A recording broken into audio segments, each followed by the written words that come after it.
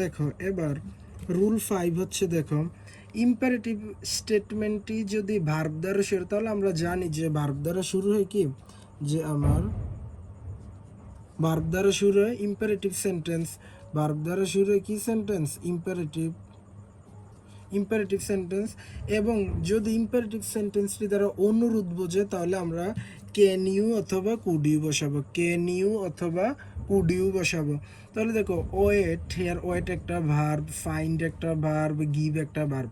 যদি ক্যান, আমরা দেখো ক্যান শব্দের অর্থ হচ্ছে পারা, ক্যান ইউ পারবে তুমি, কুড ইউ পারবে তুমি, এইরকম ক্যান ইউ অথবা কুড ইউ বসাবে যদি অনুরোধ বোঝায়। বাক্যটা ইম্পারেটিভ হবে, বাট যদি অনুরোধ বোঝায় তা, আর আমরা তার আগের রুলটা পড়েছিলাম যে ইম্পারেটিভ দিয়ে শুরু হবে কিন্তু শ্রোতার সম্মতি চাওয়া হবে, বা নর্মাল ইম্পারেটিভ বাক্য যেটা, ওইখানে আমরা উইলিও অথবা উন্টিও বসাবো।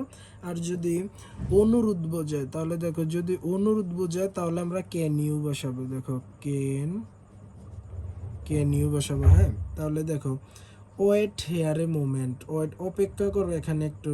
তাহলে যেহেতু ওয়েট এটা ইম্পারেটিভ আর অনুরোধ বুঝিয়েছে, তাহলে সেই ক্ষেত্রে আমরা সরাসরি ক্যান ইউ বসিয়ে দেবো অথবা কুড ইউ বসাতে পারবো, কুড ইউ বসাতে পারবো। হ্যাঁ, এবার দেখো ফাইন্ড মি এ জব, আমাকে একটা চাকরি খোঁজে দাও, অনুরোধ করেছে, সেক্ষেত্রে এখানে কি ক্যান ইউ।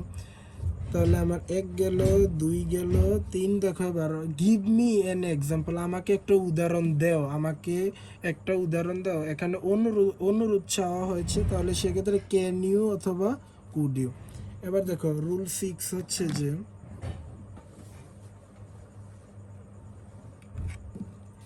যদি ডোন্টে, সহজ কথা, যদি ডোন্ট দিয়ে শুরু হয় বাক্যটা, দেখো যদি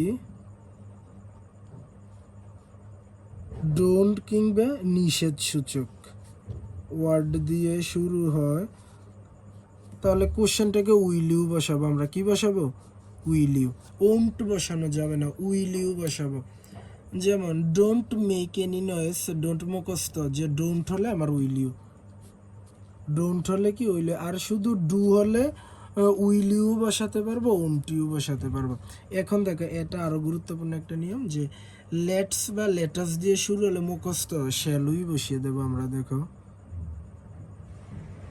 হ্যাঁ, শ্যালুই বসাই দেবো কি, লেটাস অথবা লেটস দ্বারা শুরু। তাহলে দেখো না, let's go for a walk, শ্যালুই। Let's have a plan, শ্যালুই। Let's go, shall we. আরেকটা দেখো লেট মি দিয়ে যদি শুরু হয়, লেট মি দিয়ে শুরু হলে কোশ্চেনটাকে আমরা শ্যাল আই বসাবো। কেন? দেখো লেটের জন্য আমরা শ্যাল বসাবো, এই লেটের জন্য আমরা এখানে শ্যাল বসাবো, আর মি এর সাবজেক্ট ফর্মটা হচ্ছে আমার কি, আই। তো সেক্ষেত্রে আমাদের এখানে লেট মি এর জায়গায় আমরা লেট মি দ্বারা শুরু হলে শ্যাল আই বসিয়ে দেব, আর লেটস বা লেটাস দিয়ে শুরু হলে আমরা শ্যাল উই বসাবো।